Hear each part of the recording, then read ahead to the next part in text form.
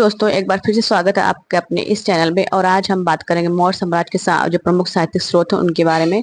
सबसे पहले कौटिल्य का अर्थशास्त्र हो जाएगा, इसके बारे में हम चर्चा करेंगे। मेगस्थनी की इंडिका हो जाएगी, पुराणों का योगदान हो जाएगा, बौद्ध साहित्य हो जाएगा, जैन साहित्य होगा, और विशेष स्थल व कला का प्रचार प्रसार।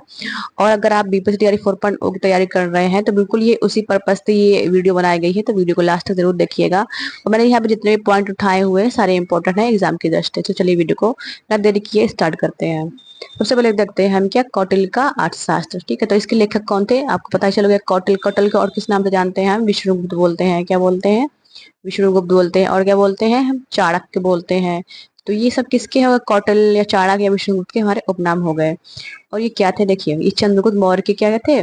दरबार में रहते थे। और ये चंद्रगुप्त मौर्य के क्या थे? प्रधानमंत्री थे। जो कौटिल्य के अर्थशास्त्र में जो विषय दिए वो क्या है? शासन व्यवस्था, नगर प्रशासन और अर्थनीति के बारे में इसमें दिया गया है। जो अर्थशास्त्र में जो प्रमुख पद का उल्लेख है वो कौन सा है? नागरिक हो गया, स्थानिक हो गया, गौप हो गया, द्वारिक हो गया, आदि पदों का उल्लेख इसमें किया गया है। ठीक है, फिर हम देखते हैं किसकी? मेगास्थनीज की इंडिका के बारे में। आप सभी को पता होगा जो मेगास्थनीज था वो किसका दरबारी था? वो चंद्रगुप्त मौर्य का दरबारी था। और इसको किसने भेजा था? इसको भेजा था किसने? सेल्यूकस ने। सेल्यूकस निकेटर ने भेजा था। सेल्यूकस निकेटर की पुत्री थी। पुत्री कौन क्या थी? हेलेना थी। हेलेना का विवाह किससे हुआ था? चंद्रगुप्त मौर्य से हुआ था। ठीक है, तो अब देखिए क्या था। जो ये मेगास्थनी था यूनानी दूत था और चंद्रगुप्त मौर्य के दरबार में रहता था। और जो इंडिका में विषय थे वो क्या थे? भारतीय समाज, प्रशासन, पाटलिपुत्र का वर्णन। क्योंकि जो मौर्य समाज था उसकी जो राजधानी थी क्या थी? पाटलिपुत्र था, तो इसलिए पाटलिपुत्र का वर्णन है। विदेशी दृष्टिकोण से ये महत्वपूर्ण स्रोत है क्या? मेगास्थनीज की इंडिका। चलिए आगे बढ़ते हैं, पुराणों का योगदान देख लेते हैं। देखिए, जो क्या था हमारा? विष्णु पुराण था। कई बार यहाँ से क्वेश्चन आ गया। विष्णु पुराण में किसका प्रयोग उल्लेख मिलता है? नंद वंश के पतन का उल्लेख मिलता है। चंद्रगुप्त मौर्य के उत्थान का प्रयोग मिलता है। देखिए, नंद वंश की बात कर लेते हैं। इसके संस्थापक कौन थे? महापद्मनंद थे। कौन थे संस्थापक? महापद्मनंद थे। इसके पुत्र कौन था? इसका पुत्र था हमारा कौन? धनानंद। अब देखिए, धनानंद ने किया था हमारे चाणक्य का अपमान। तो चाणक्य ने प्रतिशोध लेने के लिए क्या एक चंद्रगुप्त नामक बालक को ढूंढा था। और यही बालक आगे चल के इतना चालाक बन गया, इतना हर चीज में आ गया था कि उसने नंद वंश का पतन कर दिया। धनानंद से उसका युद्ध हुआ और उसने किसकी स्थापना कर दी थी? मौर्य साम्राज्य की स्थापना कर दी थी। तो ये हमारे कहाँ से मिलती? पुराणों से हमारा योगदान हो गया, विष्णु पुराण से मिलती जानकारी। अब हम देख लेते हैं किसकी बात? बौद्ध साहित्य की बात। तो देखिए, सबसे पहले हम बौद्ध साहित्य के ग्रंथ देख लेते हैं। तो बहुत सारे ग्रंथ है क्या? जातक, दीर्घ निकाय और सुमंगल विलासिनी। यहाँ से हमें जानकारी मिलती है मौर्य साम्राज्य की।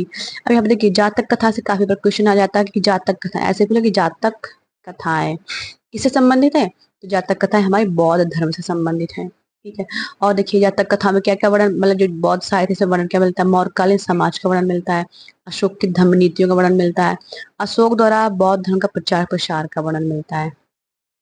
और आप सभी को पता होगा किसी एक बहुत भयंकर युद्ध हुआ था। बताइए, बहुत चर्चा रहता है उस युद्ध का। कौन सा युद्ध था? वो था हमारा कौन सा? कलिंग का युद्ध था। कलिंग का युद्ध था। ठीक है, किसने किया था?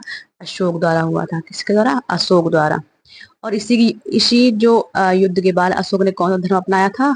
बौद्ध धर्म अपनाया था। कौन सा धर्म अपनाया था? बौद्ध धर्म अपनाया था। मुगल पुत्र के माध्यम से अपनाया था। इसने अपने पुत्र को इसका पुत्र का नाम क्या था? राहुल। राहुल को कहाँ? श्रीलंका भेजा था प्रचार प्रसार करने के लिए। अपनी पुत्री को भी भेजा था। तो बौद्ध धर्म का प्रचार प्रसार का उल्लेख मिलता है बौद्ध साहित्य। जब बौद्ध साहित्य अपनाया करता था अशोक ने अपनाया था। तो ये इसके पॉइंट हो गए।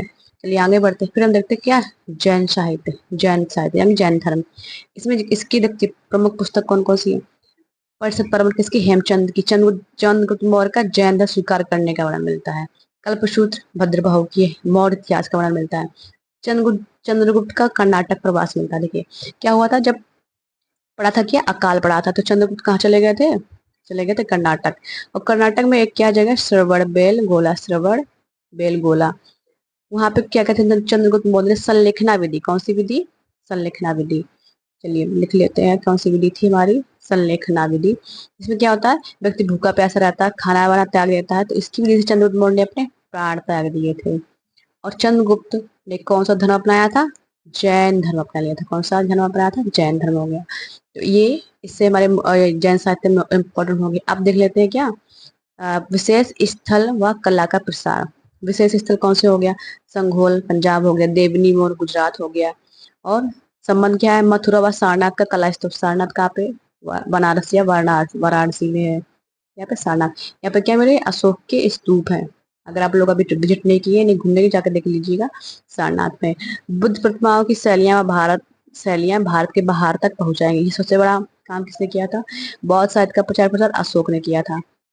आई होप ये वीडियो आपको बहुत अच्छी लगी। देखिए मैं सारे पॉइंट इंपॉर्टेंट उठाए हुए हैं, अगर आप टीआरई 4 की तैयारी कर रहे हैं तो बिल्कुल ये वीडियो आपके लिए बनाई गई है और इसमें सारे पॉइंट इंपॉर्टेंट है।